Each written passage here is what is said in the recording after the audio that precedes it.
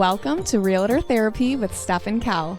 We're your hosts, Stephanie Campbell and Kelly Dugan, top producing agents with the Gold Group at Properties Christie's International. With over $200 million in sales, we've seen it all. The wins, the losses, and the downright insane moments that come with being a realtor. This podcast is your no BS, unfiltered look into the world of real estate. Whether you're an agent needing a therapy session or looking to level up your game, we've got real stories, real problems, and real talk. And hey, if you're a client, stick around. You might just pick up a few trade secrets. Let's get into it.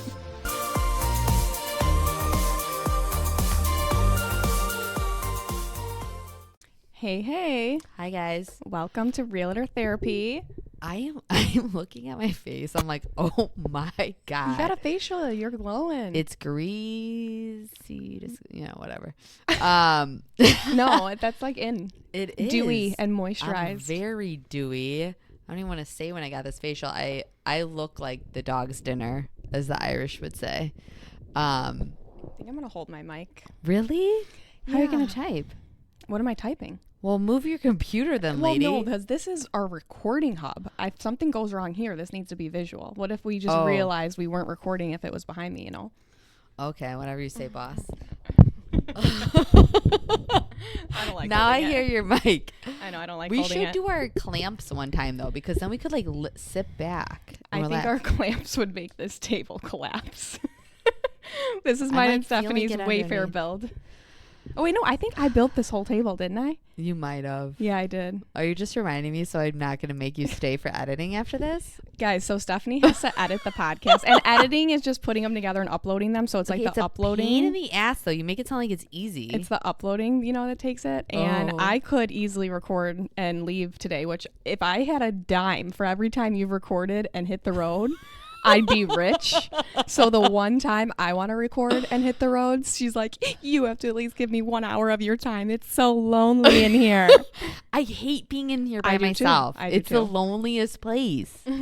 Why? I can't wait until Stephanie builds us an office and podcast room in her new house. Wait, first of all, I guess we should just.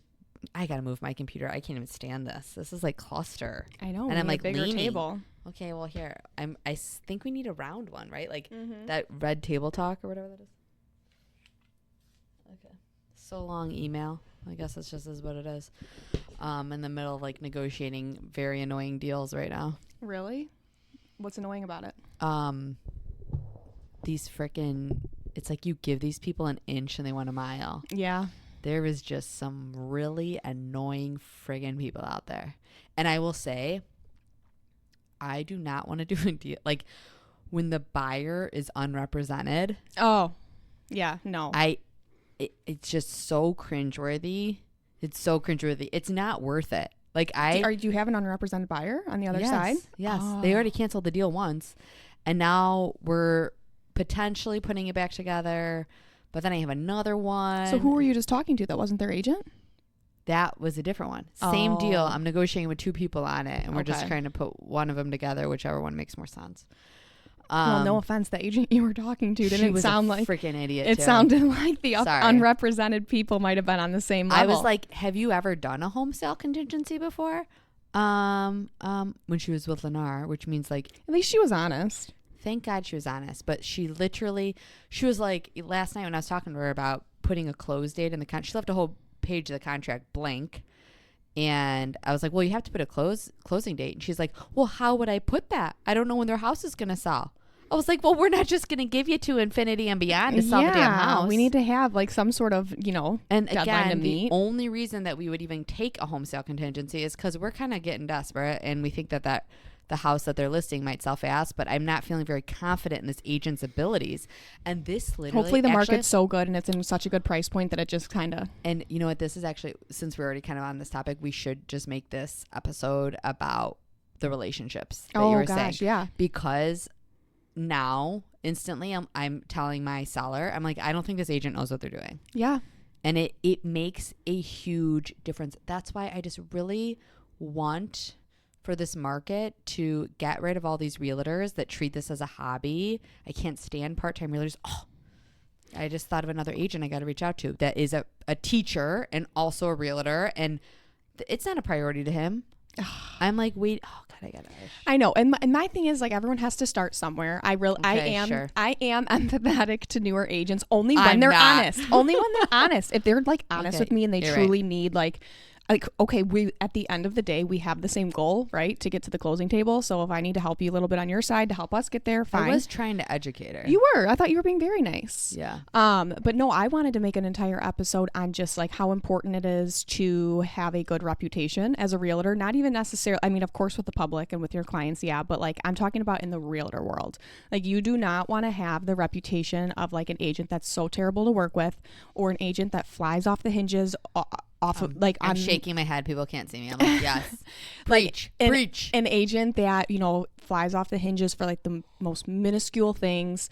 It is definitely, I think, an art to balancing that perfect line of like, okay, for instance, when I'm on the buy side. Oh my God, we're so right. And can I just say, like, we're really freaking good at it. We are good at it. Like on the buy side, when there's multiple offers and like you can sense that this house has 1,000,001 showings, and you know the listing agent's probably super overwhelmed, and like you know that because I mean I've been in that situation before, and there's that perfect balance of making it known that you are a good realtor and that you're a really good communicator and reaching out to them, but not being annoying and pushy and aggressive. It's like that fine line of like, hey, just so you know, I am a professional. Be likable. You have to, yeah. And I don't want to say like, and that's why I have, over the years, Kaylin and I have both trained quite a few realtors.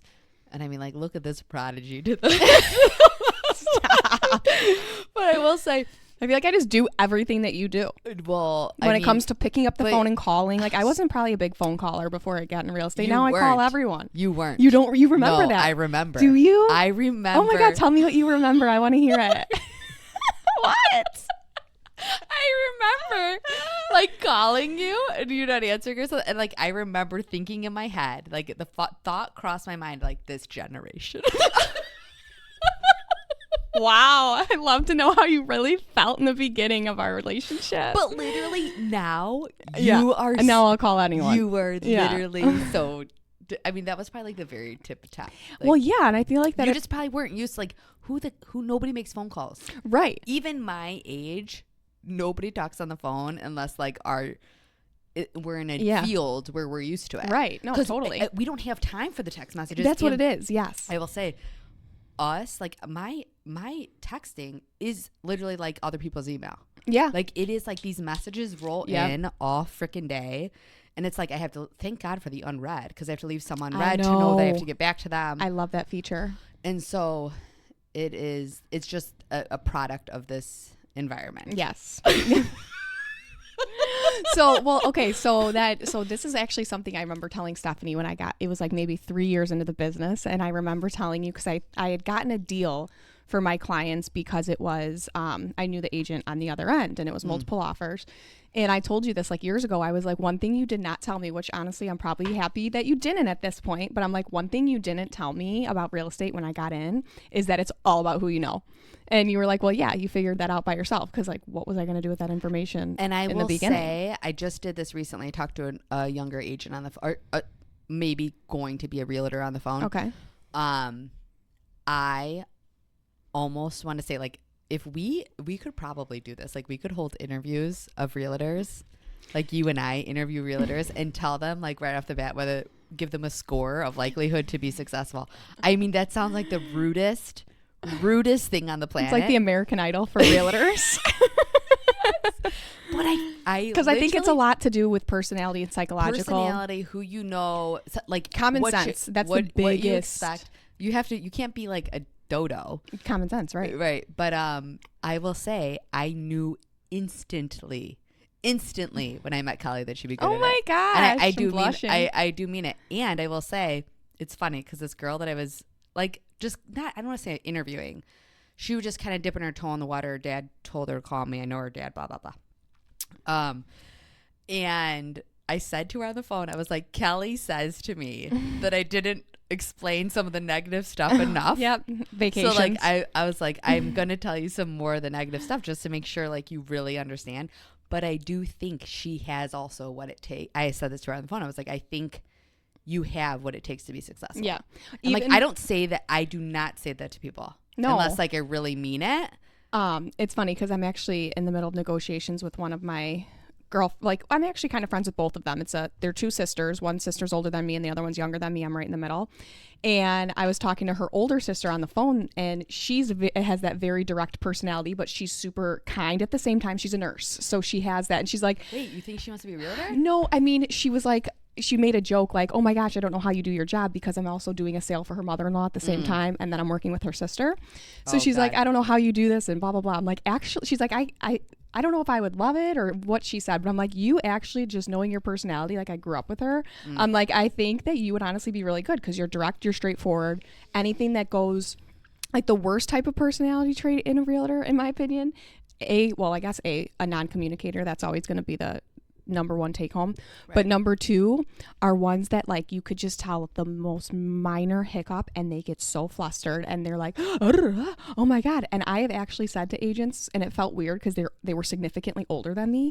I've actually said to them, I'm like, okay, I wish you sometimes could see my eyes, but I'm like, oh my God. If you bring this energy that you're projecting right now because of this minor thing and you go and call your clients after this, they're going to react the same way. Like we need to be the ones that set the example of like, this is okay. We're going to get through this. But like when agents just fly off the hinges, I'm like, you make this deal so much more stressful. And what is that one podcast topic that we did? What was don't kill the vibe. Don't kill the vibe. Don't kill the vibe. Don't kill the vibe. You know, but no, relationships are super important. I know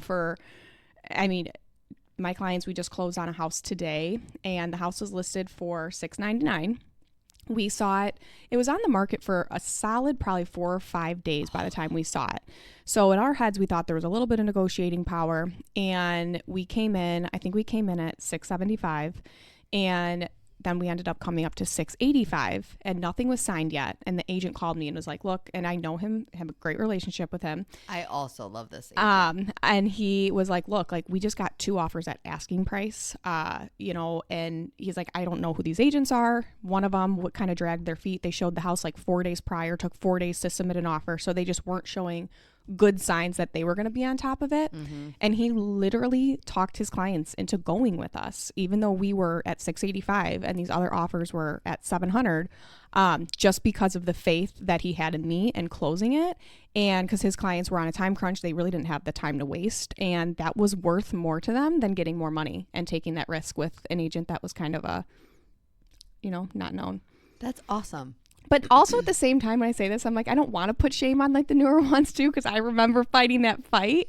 I do. I remember fighting that fight. I lack a little bit of empathy, but you know what? Why though? A big thing. I think it makes a huge difference to have a mentor. Like I know I'm a broken record with this, but like I didn't breathe the wrong direction without Kaylin's approval.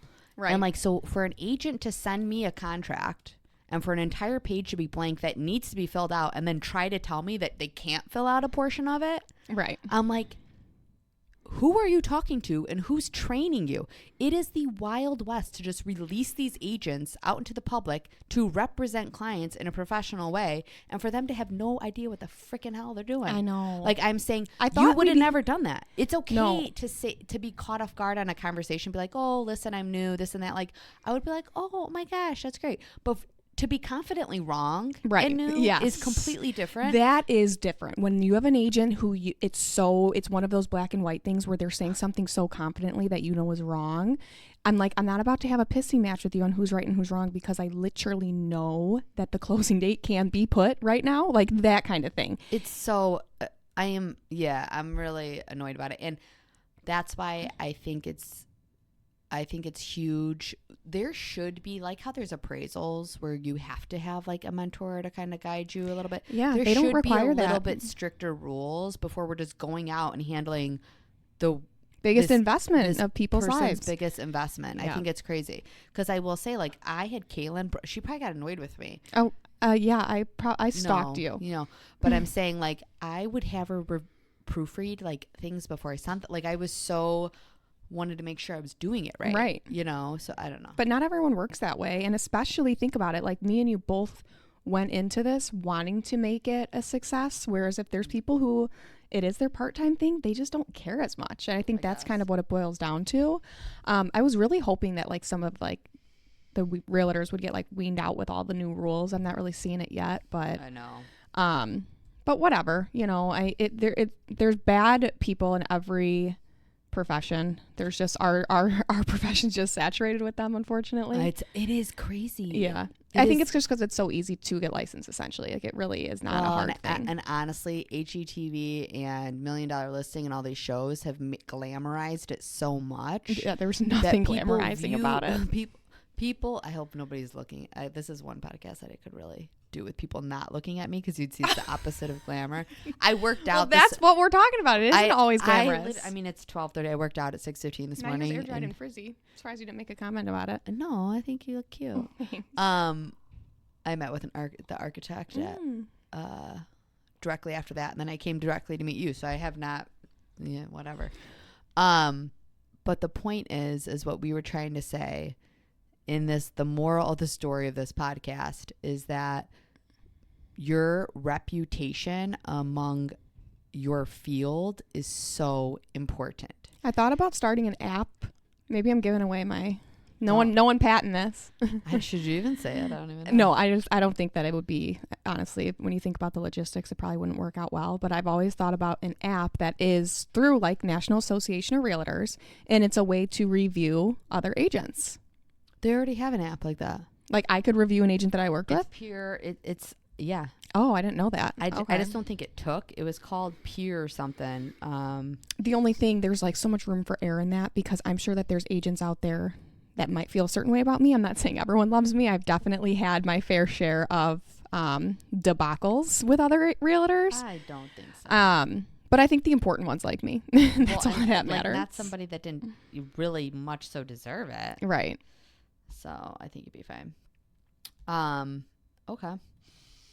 So yeah, I would say, reputation, and what do those main things stem from? I think communication, transparency, and honesty. And honestly, as long as you always have in the back of your head, hey, me and this person are shooting for the same goal, which is to sell this house. I think it kind of clears up a lot. It's the most simple thing to say, but I always have that in the back of my head. We have the same goal. In it's so weird, because some people's perception is that we should go in super aggressive and fighting for them, and this and that, and they don't realize, like the general public, our clients often don't realize, we get so much further playing good cop, bad cop. Oh God, yeah. Like, it's okay to make your client the bad cop. You know what I mean? Like, it doesn't matter. At the end of the day, it's whatever's going to work for them the most, get them the best deal, keep things as smooth as possible. It's always in our best interest to keep things amicable if we can, right? And again, if they need us to fight for them tooth and nail for something or other, we can get out the claws if we need to. 100%. And that is 100% true. Like, when we have to get aggressive with things, then yeah, of course that leaves us no choice. But yes, like what you said, you can catch, what is that saying? You can catch more bees with. Don't even get me started. Okay. I don't know. I don't want to. Well, good cop, bad cop is what you said. But I saw this meme the other day, and it was like someone fake laughing, and it was like me laughing at the listing agent's joke because I'm in multiple offers situation. Oh my God. Yes. Because you do, like, when you have a listing agent that has multiple offers and you submitted an offer for your buyer, me and that listing agent are about to become best friends. They're gonna love me. 100%. 100%. What are you doing over there? Just signing the contract or something. Okay. Well, we're gonna sign off now. So on that note, just remember, you guys, we are all out to have the same goal. We want to make it to the closing table. We want things to go smooth. And just respect your peers, and be nice. Be nice. Be nice to new agents, Stephanie. I will. All right, signing off. Bye. Bye.